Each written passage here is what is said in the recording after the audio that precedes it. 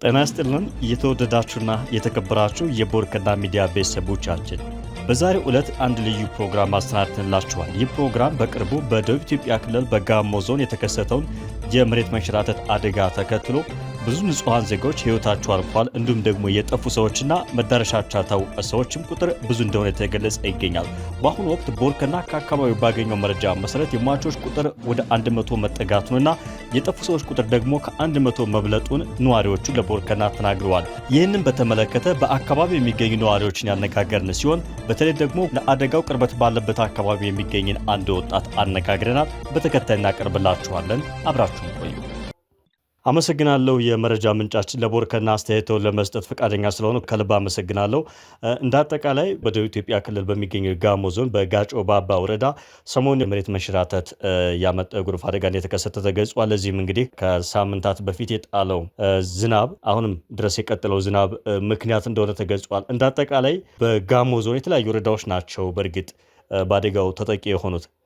የጎርፍ አደጋውን በተመለከተ አሁን ስላለው ሁኔታ ስለደረሰው ጉዳት እስኪ ያለውን ሁኔታ አስረዳኝ። በዛው አጋጣሚማ እንዴት በየራሱ እንደምነግር ግራ ነው የሚገባን እንጂ ከኛው ጉዳዩ ከመከሰቱ በፊት ዛሬ ሳምንት እኮ ያው ጋሞን ያው ዘይሽ አንድ ዞን እንደሆነ ታውቃለና አጠቃላይ አሁን ናዳ የተከሰተባቸው አካባቢ ያሉ ሰዎች በመኪና በፈረስ ባህያ ከኛ አጠቃላይ ንብረት ሲያጓጉዙ ነበር። ብዙ ጮኸናል ግን ማንም አልሰማም። ሳምንት ሳይሆን ነው ይሄ ሊሆንባቸው የጀመረውና እንደ እውነታው ግን ያው በሰው ላይ ደረሰ ጉዳት ነው። በጣም ያሳዝናል። ግን አሁን ከዚህ በፊትም ኢትዮጵያ ውስጥ አሉ የሚባል ሁሉ ሚዲያዎችም ያው በሜሴጅም በስልክም በመናምንም ሲንደውል ሁሉም ከመዘገብ ስለተቆጠቡ እንዳው ትንሽ የግል ሚዲያዎች ሽፋን እየሰጡ እስከ ቢቢሲ እስከ ዶቼ ቬለ ድረስ ስላደረሱ እነሱን እናመሰግናለን። ከዛ ውጭ እናንተ ከደውላችሁ እንነግራለን። ያው ይሄም ደግሞ የነፍስ ጉዳይ ነው። ያው ዞሮ ዳፋው ለህዝቡ ሲሆን ደግሞ ያው መረጃዎችንማ መናገር ጥሩ ነው። ያው መድረስ ያለባቸው አካል ሊደርስ ለመርዳት ያክልም ጥሩ ነው። በትክክል እስኪ ያለው ሁኔታ ነገር መቼ ጀመረ? እንግዲህ የጎርፍ አደጋ እንደሚታወቀው ሊከሰት የሚችለው በዝናብ አማካኝነት ነው። ስለሱ ሁኔታ እስኪ አጠር ያለ ማብራሪያ አስጠኝ። አጠር ያለ ማብራሪያ አንደኛ ዝናቡ እንግዲህ ከጀመረ ወደ ሳምንት ሆኗል። አጠቃላይ ደቡብ አካባቢ በተለይ ጋሞ ዞን ወላይታም አካባቢ እና ይሄ ደግሞ በተለይ ዝናብ በጣም የሚበዛው ጋሞ ዞን ቦንኬ ወረዳ፣ ገረቻ ዙሪያ ወረዳ፣ ካምባ ወረዳ፣ ጋጮ ባባ ወረዳ እነዛ አካባቢ በጣም የሚበዛ ሲሆን በተለይ አሁን ቅድም የጠቀስኳቸው ቦታዎች አካባቢ ከፍተኛ ከፍታ ያለባቸው ቦታዎች ናቸው። ታስታውስ እንደሆነ ጉገ ተራራ ታውቀዋለህ? አላወቁትም። ይቅርታ። ጉገ ተራራ ማለት ደቡብ ክልል ላይ በጣም እንደ ራስ ደጀን ትልቅ ተራራ ወይንም በደቡብ ክልል ደረጃም እንደዛው ትልቁ ተራራ የሚባለው ጉገ ተራራ ነው። እዛው አካባቢ ነው የተፈጠረው እና እነዛ ዝናቦች ደግሞ በሚዘንቡበት ጊዜ ቀጥታ ወደት ነው የሚመጡት? ወደ ጫሞ ሐይቅ ነው የሚመጡት። ጫሞ ሐይቅ ታውቀዋለህ? አዎ። ጫሞ ሐይቅ ነው የሚመጡት እና ከነዛ ከፍታዎች ወደ ጫሞ ሐይቅ በሚመጣበት ጊዜ ላይ ትላንታውን ብዙ ፎቶ አንስተው ከላኳቸው እንትኖች ውስጥ ሼለ አካባቢ፣ ኤልጎ አካባቢ የተጠቀሱ አሉ እና ሼለ አካባቢ ከዛው ከከፍታው የሚፈሰው ይሄ ሰጎ ወንዝ የሚባለው ከዛው ከጉገ ተራራና ከገረሳ አካባቢ ነው አጠቃላይ እየፈሰሰ ወደ ታች የሚመጣውና ለሼለን ለሁለት ሰንጥቃ ነው የሚታልፈው። ከዛን እንዳለ ከኖርማሉ ፍሰቱ በዛና አጠቃላይ ወደ ሼለ ከተማ ውስጥ ተበተነ ውሃው ማለት ነው እና ትምህርት ቤቱ፣ ጤና ጣቢያ፣ መኖሪያዎቹን በሙሉ ነው እንትኑ ያጥለቀለቀው። ከዛ በተጨማሪ ኤልጎ የሚባል ቦታ ላይ ኤልጎ እንደዛ ሙሉ በሙሉ አጥለቅልቀዋል። ከዛ በተጨማሪ ደግሞ ዶምቤ የሚባሉትን ቦታዎችን በሙሉ ነው ያጥለቀለቀው። ከዛ በተጨማሪ ደግሞ ጋጮ ባባ የሚባል ቦታዎች አካባቢና ዝግቲ ከሚባሉ አካባቢዎች የሚዘንበው ዝናብ ደግሞ ወዴት ነው የሚሄደው? አሁን ኩልፎንት ተብሎ ትናንት ሲጠራ ሰምተህ ይሆናል ብዬ አስባለሁ።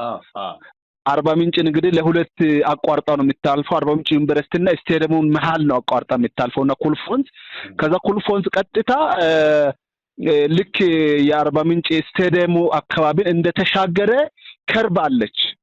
ከርቧ ወደት ነው ቀጥታ ወደ ታች ሄደች፣ ወደ ጫሞ ትታጠፋለችና ከርብ ትሰራለች። ከዛው ከከርቡ ወዴት ነው የሚፈሰው? ወደ ተለያዩ በተለይ ኖክ ሳይት የሚባሉ አሉ። ኖክ ሳይት ወደሚባሉ ቦታዎች እንዳለ ሄደና አካባቢዎቹን በሙሉ ቤቶቹን፣ መኖሪያዎችንና ሌሎች ተቋማትን በሙሉ በውሃ አጥለቀለቀ። ትላንት አይተን እንደሆነ በዛው መሰረት ነው አጠቃላይ ኩልፎስ ከርብ በሚሰራበት ልክ ዩኒቨርሲቲውንና ስቴዲየሙ እንደተሻገረ ከርብ በሚሰራበት ነው አጠቃላይ ኖርማል ፍሰቱን ጥሶ ወጥቶ አካባቢዎችን ያጥለቀለቀው ማለት ነው።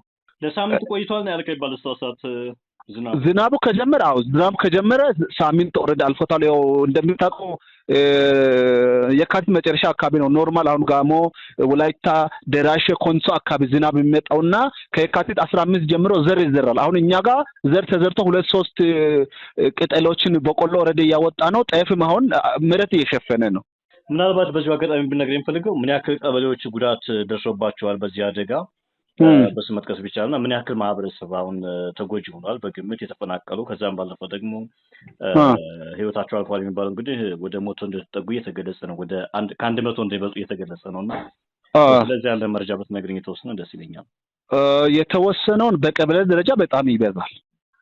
በወረዳ ደረጃ ራሱ በጣም ይበዛል። በወረዳ ለምሳሌ ነጋጮ ባባ ከጋጮ ባባ ብቻ በማህበራዊ ሚዲያዎችን በብዙ ተለቋል። አይተክ እንደሆንክ የሞቱት ሰዎች ብቻ ከአንድ ጋጮ ባባ ወረዳ ብቻ ከ50 በላይ ሰው ነው እስካሁን የተገኘው የሞተ ብቻ ማለት ነው። ደግሞም የተጎዳ ወይንም ተፈልጎ ያልተገኙ እስከ 100 ተጠጓል ከአንድ ከጋጮ ባባ ወረዳ ብቻ ማለት ነው። ገና ጠፍቶ ያሉ መጨረሻቸው ያልታወቀ ማለት ነው። አዎ እየተፈለጉ ያሉ ናዳ ወርዶባቸው ግን እየተፈለጉ ያሉ ጋጫ ባባ ወረዳዎች ውስጥ ብቻ ከ100 አካባቢ የሚደርሱ እየተፈለጉ ናቸው። እንግዲህ ሞር ፕሮባብሊ ምን ማለት ነው ሞቶ የሚገኙ ናቸው ማለት ነው። እነዛ ሁሉ አስከፊ ነው። በጣም አስከፊ ነው። ከባድ ነው። ምናልባት እንደው በዚህ በወረዳ በዞን አመራሮች እንዲሁም በወረዳ አመራሮች በኩል ቅድመ መከላከል ስራዎች ከነበሩ ካሁን በፊትም ተደጋጋሚ አደጋዎች ተከስተዋል። ያው እርጥበታማ አካባቢ ስለሆነ በተለይ ደቡብ የኢትዮጵያ ክፍል ዞኑ ምን አደረገ? ምን አይነት ስራዎች መከላከል ስራው ስራ ህዝብን ደግሞ ምናልባትም ቀድሞ ጥንቃቄ ካለውና ማዘዋወር ከአንድ ቦታ ወደ አንድ ቦታ የማዘዋወር ስራዎች ተሰርተው ከሆነ እስኪ እንዳጠቃላይ በመንግስት በኩል የተወሰዱ እርምጃዎች ካሉ ንገረኝ። አሁን ሳምንት ዝናቡ ጀመረ ባልኩት መሰረት ሳምንት በኖርማል ዝናብ ነው። ልክ አሁን ዘንቦ ቡቃያ ምናምን የሚያበቅል አይነት ነው። እንደዚህ አደጋ ያለው አይደለም። አደጋ ያለው ዝናብ የጀመረው ከእሁድ ማታ ነው የጀመረው። እሁድ ማታ ጀመረ። ሞር አደጋው የደረሰውና የሰው ሞት ብቻ ሳይሆን አሁን ከአርባ ምንጭ ዝግትን አቋርጦ ወደ ካምባ የሚሄደው መንገዶች በሙሉ እስከ መዘጋት የደረሰው ከሰኞ ማታ የዘነበው ዝናብ ነው እንጂ ከዛ በፊት የነበረው ምንድነው ኖርማል ዝናብ ነው። ኖርማል ዝናብ ሲልክ ለእህል ማብቀል የሚሆንና መጠነኛ ዝም ብሎ ቀለል ያሉ እንትኖችን ነው እንጂ እንደዚህ ከበድ ያሉ አልነበረምና ሰኞ ማታ የዘነበው ዝናብ ነው አሁን ከአርባ ምንጭ ተነስቶ ዝግይትን አቋርጦ ወደ ካምባ የሚሄዱ መንገዶችን በሙሉ በመሬት ናዳ መንገዶች እንዲዘጉና እስካሁን ድረስ ወደዛ መሄድ እስከማይችሉ ድረስ መንገዱ ተዘጋበት የሰኞ ማታ ዝናብ ነው። ምን ያክል ወረዳዎች ይሆናሉ አልከኝ? በአጠቃላይ ወረዳዎቹ ብቻ በዞኑ በወረዳ ደረጃ አሁን ጋጮ ባባ አንደበል፣ ገረተ ከተማ አስተዳደር፣ ገረተ ዙሪያ ወረዳ፣ ቦንኬ ወረዳ፣ ካምባ ወረዳ እና አርባ ምንጭ ዙሪያ ወረዳ እንዲሁም አርባ ምንጭ ከተማም ጭምር ደቡብ ኢትዮጵያ ክልል ጋሞ ዞን።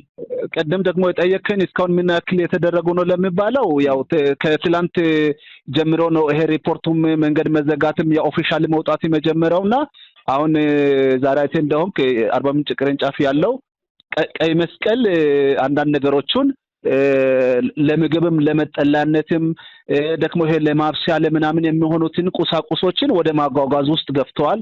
እሱ ብቻ ሳይሆን አርባ ምንጭ አቋርጦም የሄደው ኩልፎ ወንዝ በጥሶ ወጣበት ነገ እንዳይከሰት ትልልቅ ኤክስካቫተሮች መጥተው የመቆፈርና በጥሶ ወጣበት አካባቢዎች ደግሞ ይሄ ጠጠሮችን ምናምኖችን የመጨመር ስራዎችን እየሰሩ ናቸው። አሁን ባለበት ሁኔታ አደጋው ቆሟል ማለት ይቻላል ወይስ ደግሞ አሁንም ቀጣይነት አለው? ሁኔታው አለኝ ቅድም እንግዲህ የጠፉ ሰዎች አሉ እየተፈለጉ ነው ብለኝ ስለነበር ነው። የአደጋው ሁኔታ ምን ይመስላል? ዝናቡ ራሱ አሁን አቋርጧል ወይ የሚለውን ነገር የተወሰነ ብትለኝ ደስ ይለኛል። ዝናቡ አላቋረጠም። በነገራችን ላይ በጣም ከባድ ዝናብ የሚባለው ገና የማዚያ ዝናብ ነው። እየቀጠለ እየጨመረ የሚሄድ ዝናብ ነው። በዛም ላይ ቀደም እንዳልኩት ያ ቦታዎቹ አሁን መሬት መንሸራተት ምናምኖች የተከሰተባቸው ቦታዎች በጣም ተንሸራታች አይነት መሬቶች ናቸው እና በጣም ከፍታ ቦታዎች ስለሆኑ የሚቀጥል ነው የሚሆነው እንጂ የሚቆምበት ሚንስ የለው እና ይቀጥላል። በጣም ነው የማመሰግነው። እግዚአብሔር ያክብርልኝ። እሺ ታንክ የተወደዳችሁ የቦርከና ሚዲያ ቤተሰቦቻችን ለዕለቱ ያዘጋጀነው ፕሮግራማችን ይህንን ይመስል ነበር። ሌሎች አዳዲስና ወቅታዊ መረጃዎች እንዲደርሷችሁ የቦርከና ሚዲያ የዩቲዩብ ቻናልን ሰብስክራይብ፣ ላይክ እና ሼር በማድረግ እንድትወዳጁ በአክብሮት እየጠየቅን በዚሁ እንሰናበታችኋለን። ሰላም።